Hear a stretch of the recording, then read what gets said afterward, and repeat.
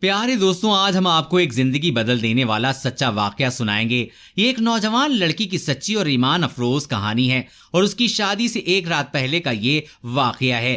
جیسے دنیا کے ہر گھر میں شادی کے لیے بے شمار تیاریاں کی جاتی ہیں اور لڑکی کو سجایا اور سنوارا جاتا ہے، اسی طرح سے اس گھر میں بھی لڑکی کو سجایا اور سنوارا جا رہا تھا۔ نکاح سے پہلے اس گھریلو لڑکی کو تیار کیا گیا اور پھر مغرب کی صدا بلند ہوئی، یعنی کہ اذان ہوئی۔ اس نوجوان لڑکی نے اٹھ کر مغرب کی نماز ادا کی اور پھر مغرب کے بعد اسی لڑکی کا میک اپ کیا گیا۔ میک اپ کے بعد وقت گزرا اور عشاء کی نماز کا وقت ہو گیا۔ اس نیک لڑکی نے جب عشاء کی اذان کی آواز سنی تو اس کے ذہن میں یہ خیال آیا کہ شاید مغرب کے لیے کیا گیا اس کا وضو اب قائم نہیں رہا۔ اس کے بعد وہ وضو کرنے کے لیے اٹھ کر اپنے کمرے کی طرف روانہ ہونے لگی۔ وہ لڑکی ابھی وضو کرنے کے لیے تیاری کر رہی تھی کہ اس کی ماں اس کے کمرے میں آئے اور اس سے پوچھا کہ وہ کیا کرنے کا ارادہ رکھتی ہے۔ اس لڑکی نے اپنی ماں کو بتایا کہ عشاء کی نماز کا وقت ہو چکا ہے اور وہ چاہتی ہے کہ دوبارہ سے وضو کر کے اپنی نماز ادا کرے، کیونکہ اس کے بعد شادی کی رسمیں نہ جانے کب تک جاری رہیں گی۔ اس ماں نے حیران ہو کر اپنی بیٹی کی طرف دیکھا اور اسے سمجھانے کے انداز میں کہا، جو تم نے اتنا اچھا میک اپ کیا، یہ سارا میک اپ تمہارے وضو کرنے سے ختم ہو جائے گا، اور کہا کہ اب وقت نہیں ہے کہ تم دوبارہ میک اپ کر سکو۔ اگر شادی میں تم بنا میک اپ چہرے کے ساتھ مہمانوں کے سامنے جاؤ گی تو ہو سکتا ہے کہ تمہارا مذاق بن کر رہ جائے۔ کیا تمہیں اس بات کا کوئی ڈر یا خوف نہیں ہے؟ وہ لڑکی مسکرا کر اپنی ماں سے کہنے لگی، آپ اس وجہ سے پریشان ہو رہی ہیں، لیکن مجھے ڈر اور خوف صرف اللہ کا ہے اور میں اس کی نظر میں خوبصورت ہونا چاہتی ہوں۔ اس نیک لڑکی کو وضو کرنے کا ذرا بھی غم نہیں تھا۔ اپنی ماں سے یہ کہہ کر وہ لڑکی آگے بڑھ گئی اور وضو کیا۔ اس کو اس بات کا بھی ڈر نہیں تھا کہ لوگ اس کو بنا میک اپ کو دیکھ کر کیا کہیں گے۔ اسے تو بس اپنے رب کے سامنے سرخ رو ہونا تھا۔ اس کے بعد اس نے نماز پڑھنا شروع کی اور اس نماز میں اس نے وہ لطف مزہ پایا جو اسے پوری زندگی میں نصیب نہیں ہوا تھا۔ نماز میں اس نے آخری سجدہ کیا اور اس سجدے کے بعد وہ اٹھ نہ سکی۔ ایسا سجدہ بہت کم لوگوں کو نصیب ہوتا ہے۔ اس نیک لڑکی کا سجدے کی حالت میں انتقال ہو گیا۔ اس سے عظیم اور خوبصورت موت کیا ہو سکتی ہے؟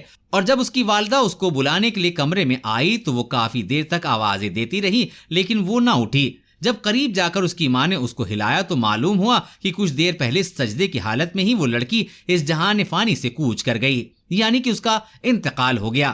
ذرا تصور کیجئے اس ماں کی حالت کا۔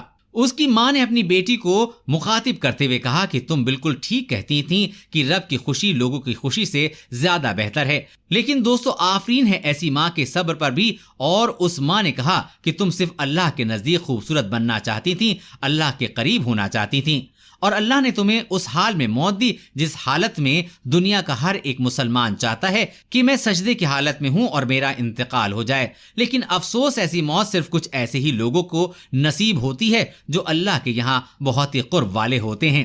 پیارے دوستو، پاکستان میں بھی ایک نئی دلہن کا واقعہ سامنے آیا ہے۔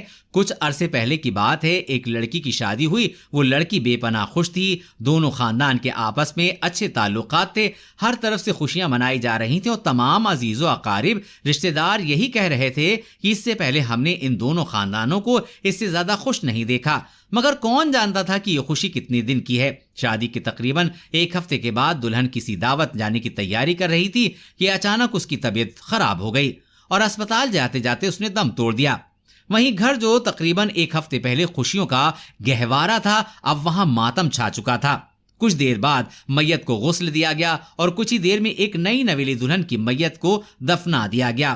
اس لڑکی کے عزیز و اقارب اس کی قبر پر مٹی ڈالنے کے بعد اپنے گھر کو چل دیے۔ ماں باپ اور عزیز و رشتہ دار کچھ دن تک رونے دھونے کے بعد سب خاموش ہو گئے اور دولہے نے بھی کچھ دن کے بعد دوسری شادی کر لی۔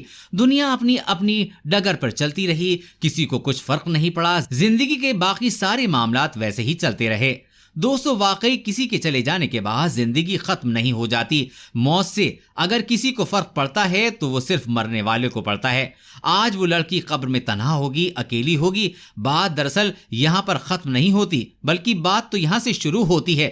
اگر ایک ہفتے پہلے دلہن کو پتہ چل جاتا کہ اس کو شادی کے ایک ہفتے بعد مر جانا ہے اور اس کے بعد اسے اپنے رب کے سامنے پیش ہونا ہے، کیا پھر بھی وہ دلہن اپنی زندگی کے بچے دن ایسے ہی گزارتی؟ اور جب ہم یہ سوچتے ہیں کہ ہمیں بھی ایک دن مرنا ہے تو ذرا سوچئے ذرا سی دیر کے لیے تنہائی میں جا کر سوچیے، اگر آپ کو پتہ چل جائے کہ 4 دن کے بعد آپ مر جائیں گے تو کیا آپ اپنے باقی 4 دن کیسے گزاریں گے؟ یقیناً گناہوں سے توبہ کر لیں گے، لوگوں کے ساتھ اپنے سارے معاملات درست کر لیں گے، ساری اکڑ، ساری انا، سارا غرور کسی کونے میں جا کر سو جائے گا، اور ہمیں بس ایک ہی فکر ہوگی کہ ہمارا رب ہم سے راضی ہو جائے۔ لیکن دوستوں، یہ سب ہم اس وقت کریں گے جب معلوم ہو جائے کہ ہمارا چند دن کے بعد انتقال ہو جائے گا۔ لیکن پیارے دوستوں، موت کا کچھ پتہ نہیں کہ کب کس کو آ جائے۔ موت ہر حال میں آنی ہے، لیکن کب، یہ صرف اللہ پاک ہی جانتا ہے۔ میرے دوستوں، یہاں پر تو ہم سب خصلتوں میں پڑے ہیں اور جیسے چاہتے ہیں ویسی زندگی گزار رہے ہیں، لیکن اپنے اندر جھانک کر دیکھیں کہ ہم کیسے جھوٹ بولتے ہیں،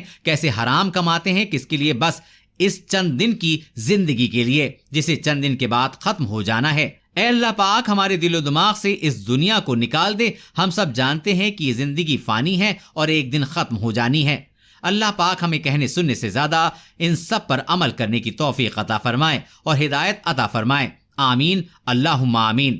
اس ویڈیو کے بارے میں آپ کی کیا رائے ہے؟ ہمیں کامنٹ کر کے ضرور بتائیے۔